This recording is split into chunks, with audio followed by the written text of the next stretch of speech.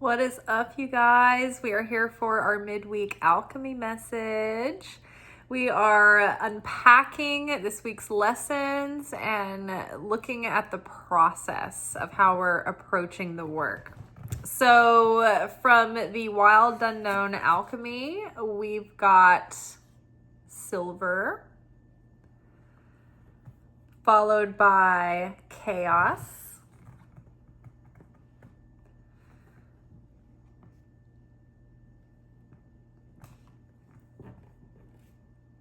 followed by against nature, and then the center of these, down here, we have the uncreated.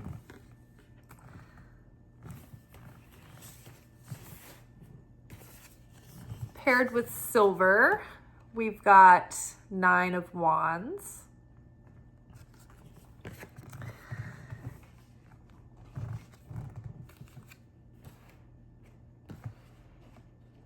So with chaos and the uncreated, those are lined together. And ultimately, we've got the Ace of Cups here. I'm about to show you guys the picture and read you the audio so you'll be able to see what I'm seeing. And then we have against nature, we have the feminine King of Swords.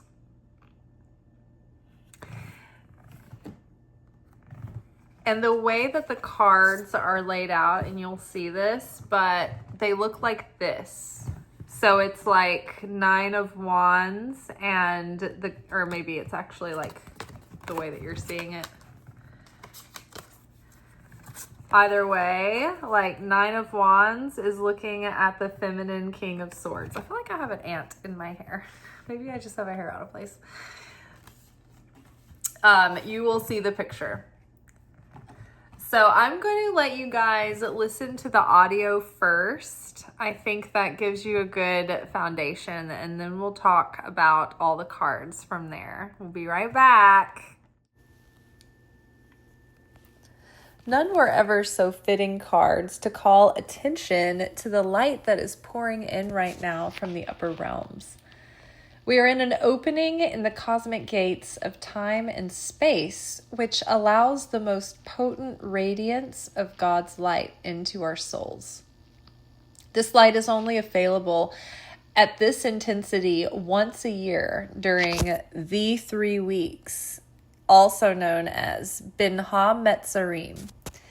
This intensity of light will stir up challenges, chaos, and pressure that serve as catalystic initiations to awaken the next level of our soul's destiny. We're working with the sacred art and power of cosmic creation. In the beginning, there was darkness and void, chaos and formlessness, and God separated the refuse from the light with primordial fire and ice. In the unmanifest realms, there are 3 veils of nonexistence: the endless light, the chaos, and the void. Unmanifest chaos becomes potential crystallizes and takes form in the manifest. Right now, we are in the process of purification, breaking old patterns and transforming negative habits. Through this sacrifice of negativity, we reclaim those sparks of light which become the seeds of our new creation. We are establishing the next level of mastery over our carnal mind and being crowned in the light of cosmic sovereignty. This is bringing sweet renewal and emotional refreshment and prolific creativity. All right, so I really love the cards that we have today. I think that it is so perfect the way they came out. When studying Kabbalah and understanding the process of how reality crystallizes from the unmanifest realms, and knowing that we are transmuting our chaos and doing that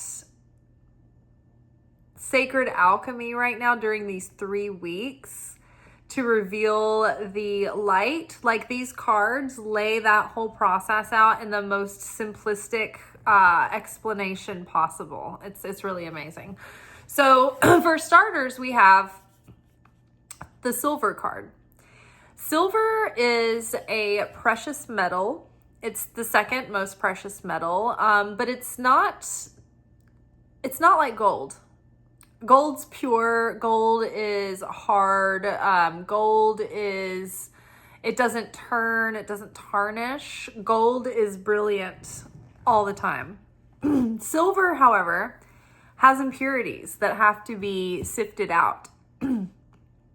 The silver is soft, so it's very malleable, and silver can tarnish, and it tarnishes quickly when it's exposed to the elements, so it needs to be polished all the time. We are silver. God and Jesus and the Holy Spirit, they're golden because they're always radiant, unconditionally radiant. However, we as souls are trying to become like the Creator, but we have to go through a process, right? We have to sift out our impurities. And we have to, on top of sifting out the impurities, even once we do, we have to constantly make sure that we stay polished, right?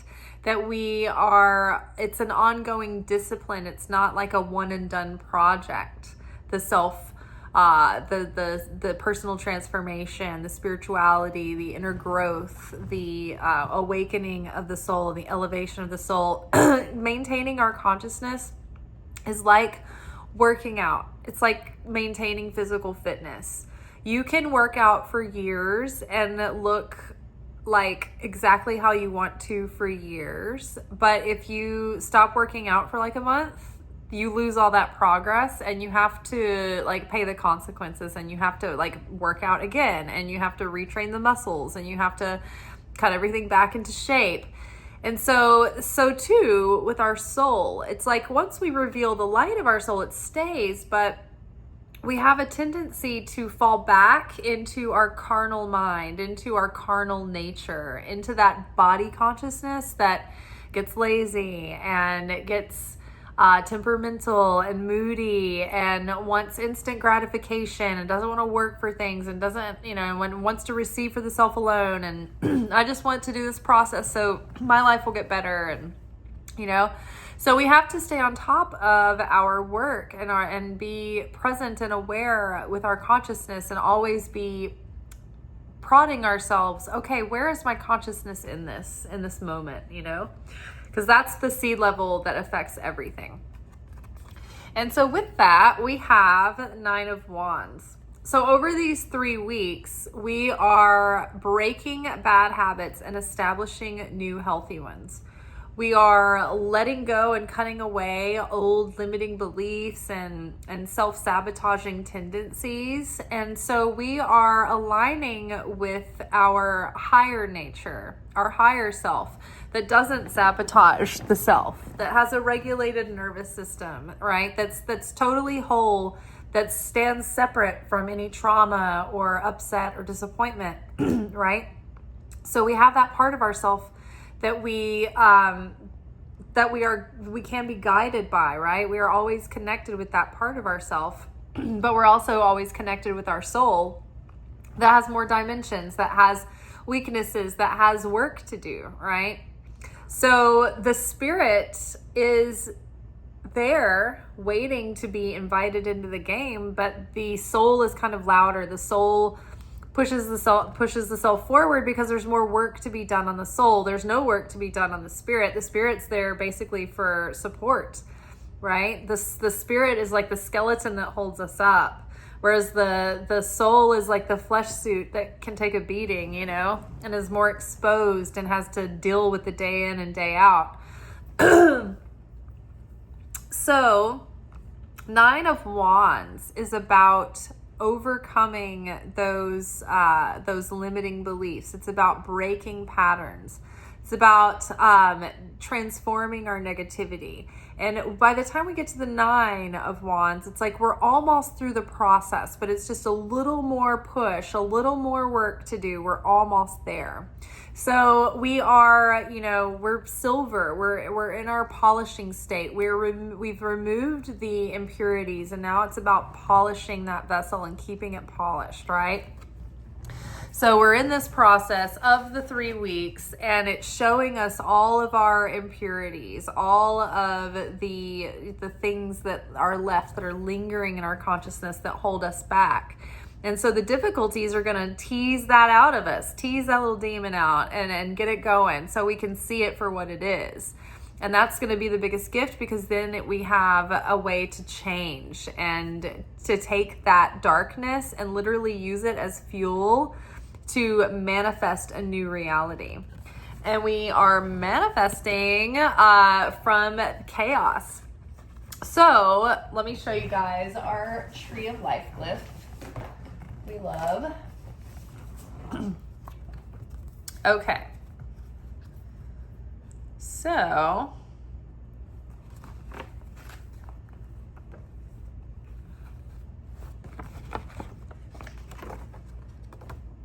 here we have chart, and this is all of existence. This is the physical material realm down here, and these are the upper realms that we are connected to spiritually. This is where we come from, right? This is the Godhead. This is a map of the universe. It's also a map of the human soul.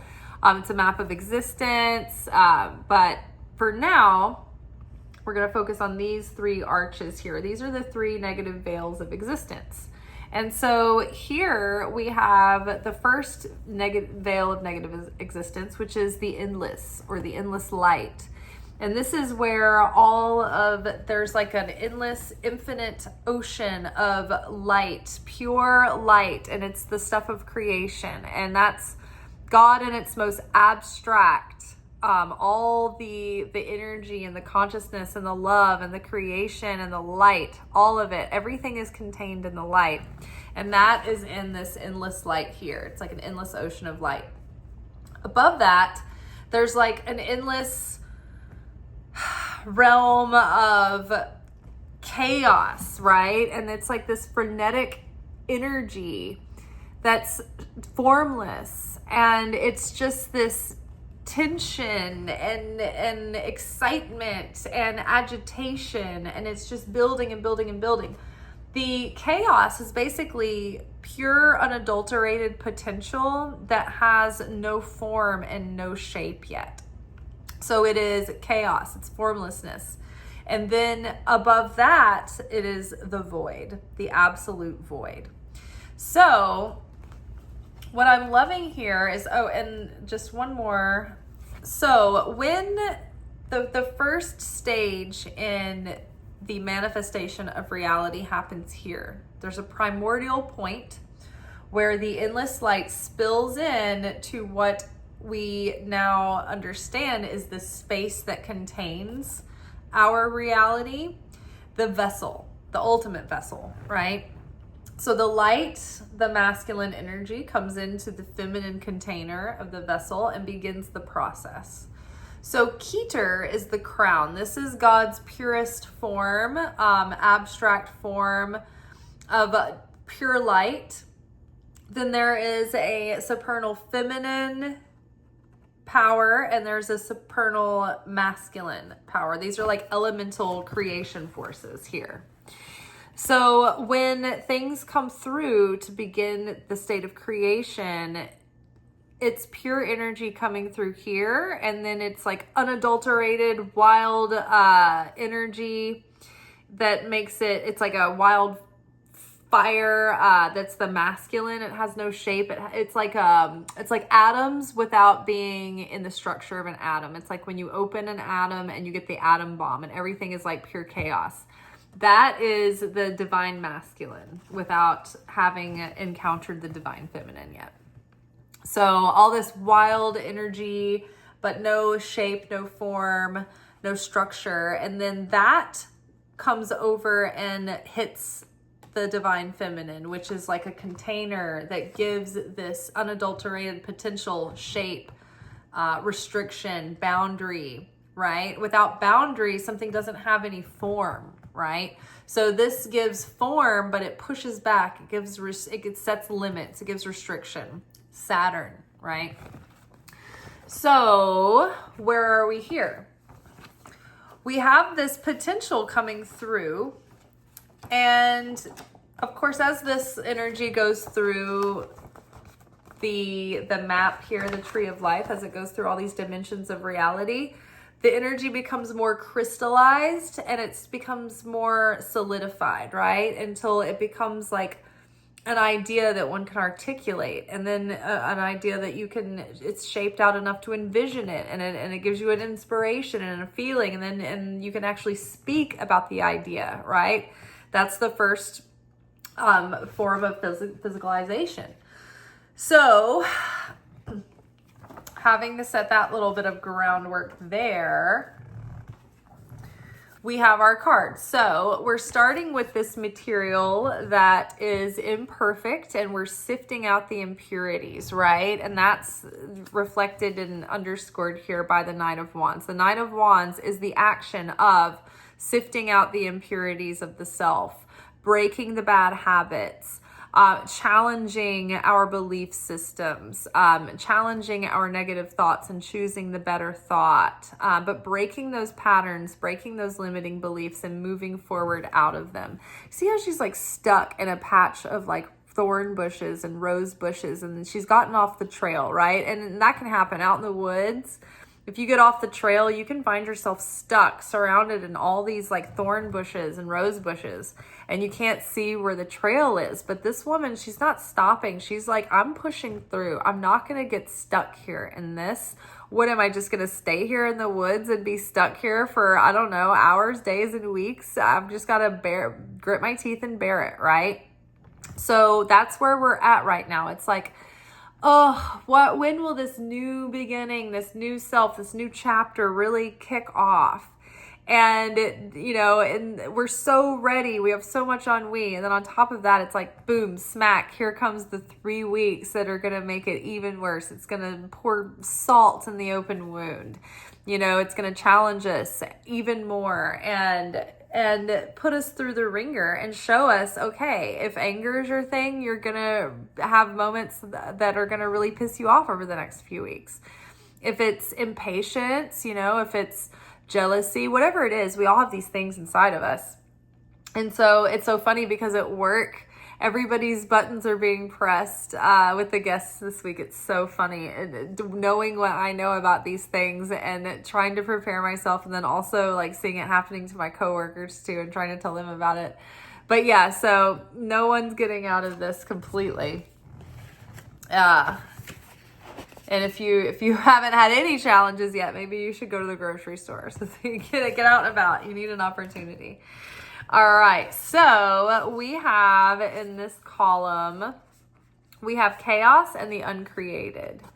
And so looking at the Nine of Wands being on one side of the chaos and the uncreated, and then on the other side of it is the King of Swords. So it's like we're starting here as this Nine of Wands, as this lower version of self.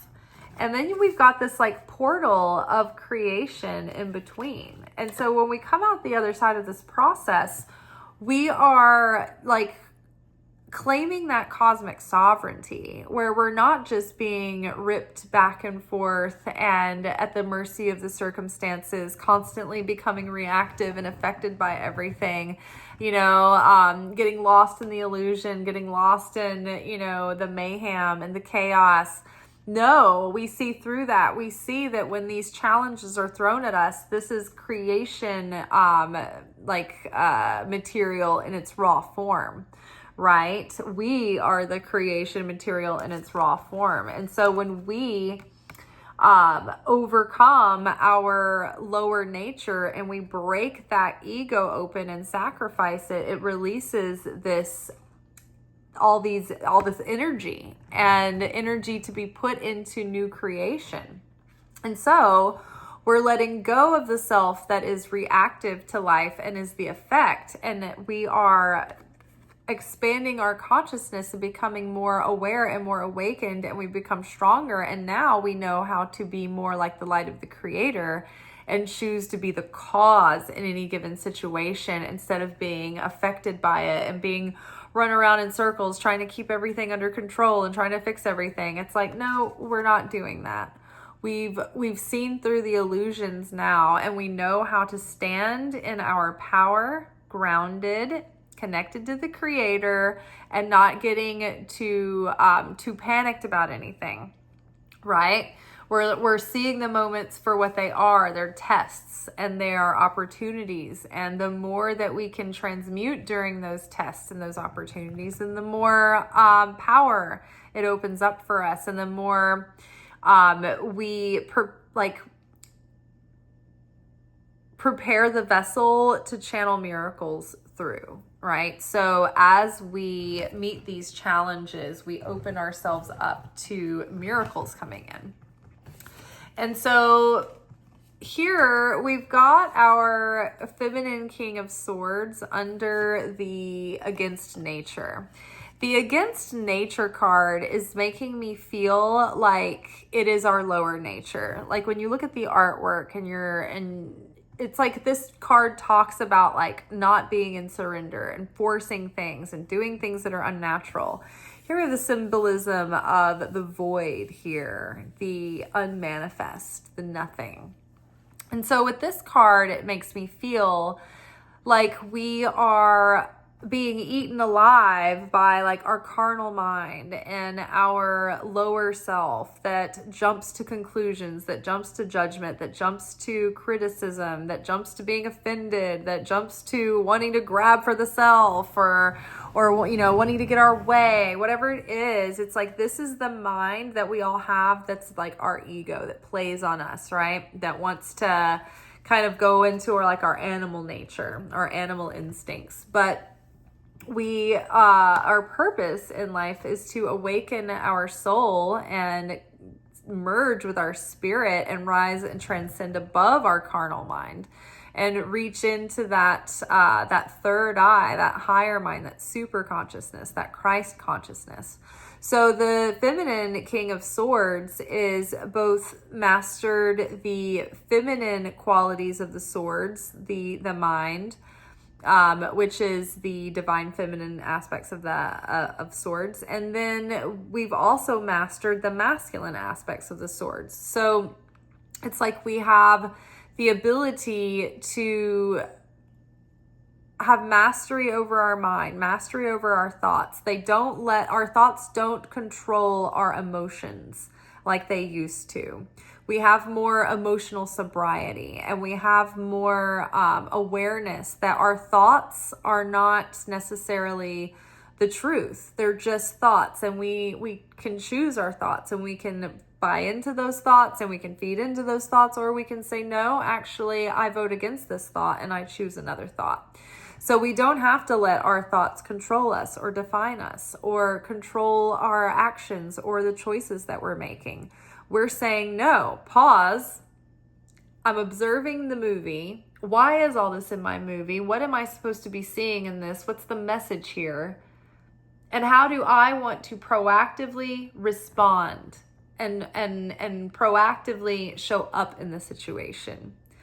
That's cosmic sovereignty. Cosmic sovereignty is exercising your free will, and the only way that you can exercise your free will is to be stronger than your reflexive response. You have to be stronger than that response. You have to be able to restrict it, pause, and actually choose on purpose what you want to say, what you want to think about a situation, how you want to feel about a situation, how you want to react, or how you want to not react in a situation. But in order to do that, we have to be able to slow ourselves down, because our first reflexive nature is going to be the nature of the ego. That's going to be the loudest, fastest thing to like push itself forward, right? I'm offended. I want for me. I'm demanding this. I deserve this. This isn't my issue. It's not my problem. You know, like the ego of the voice. Sometimes the voice of the ego can be I'm not good enough for this. Who am I to do this? No one's going to listen to me. I'm not important. Everybody else should, I don't deserve. Everybody else gets, but not me. You know what I mean? Like, you can shrink yourself so small that you can pretend and hide behind like, oh, it doesn't matter, or I just want everybody else to have, and you can pretend that you're coming from a sharing place, but really there is like an ego that shrinks the person into low self-worth and undeserving. And it's a very sneaky way to do it because it disguises itself as goodly, but really it's the martyr complex, right? So we have to be conscious in our sharing too. There can't be strings attached. We can't be sharing because we want to be thought of as a certain way, or we want something in return, or it's like a quid pro quo. Like, it has to be from the heart, and the consciousness has to be behind the action. So finding cosmic sovereignty is having consciousness in your actions and consciousness within even your emotions. Being able to observe them without them controlling all your choices or actions. So, long story short, we are overcoming our carnal nature and our lower mind. We are breaking our old negative behavioral patterns, negative thought patterns, negative emotional patterns, self-sabotaging tendencies, limiting beliefs, unconscious defense mechanisms. We've seen them all, and they've been presented to us, and now we are in the practice of breaking the old and reestablishing new, right? So we're being very intentional. So we've sifted through, we're confronting the habits and patterns. We are turning our chaos into creation material, right? The uncreated is going to be made manifest. And what we're doing is we're consciously co-creating with divine our new reality, our new self, our new world, we can be intentional with what we're manifesting, or we can be passive about what we're manifesting. And now we are learning how to be intentional about that. And I think that we're wise enough now to know that it's not really just us doing it. We're an instrument, and we're learning how to use our instrument, but ultimately it's the creator. And it's the light of the creator. And we just make ourselves a useful channel. We prepare ourselves and we fine tune ourselves as an instrument, but it's ultimately to channel the light of the creator. Now, the creator wants us to participate in this process because we have a unique personality that we were given to add to the world with, right? So the creator doesn't want us to be completely passive. We've been given desires and experiences and perspectives for a reason, right? So we want to be involved in the co-creation process. What is it? What kind of life? What are your dreams? What are you building? What is your day? What do you want your day to be like? If you had put all the intention in the world into your day and you could have any day, what would that perfect day be like? Like on an average day, what would your perfect average day be? We can start making those things happen. We just have to take intentional action. And on the other side of this, we are having like a rebirth, a resurrection, an emotional renewal. There's like so much new joy and new life force and vitality and excitement and inspiration and passion coming through. But it's really exciting because I think that, we've been through like an overhaul really. And I think we're really moving into a space of peace and tranquility.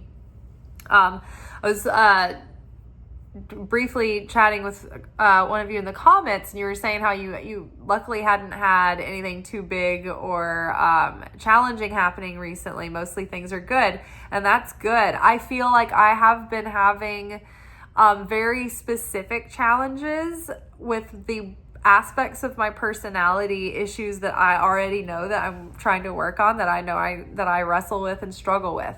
So my challenges this year have been like Diet Coke versus like full on. Like last year was very crazy. Last year I would describe my summer as you know how some people say like what hot girl summer? It was my Richard Dreyfuss meltdown from What About Bob summer.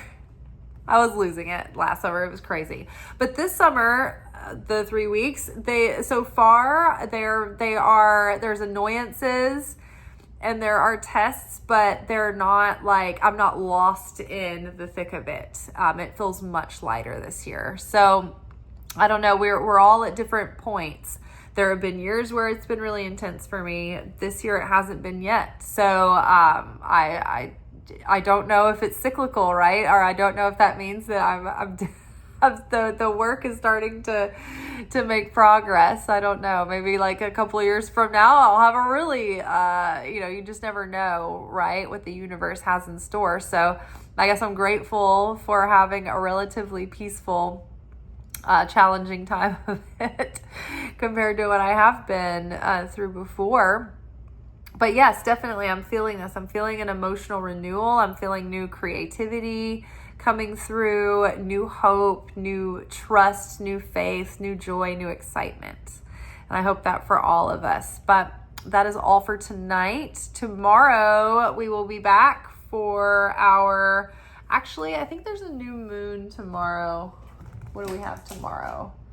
New moon in Leo. It's time for Leo season. So I will be doing that workshop tomorrow. And so I will see you guys then. Until then, peace.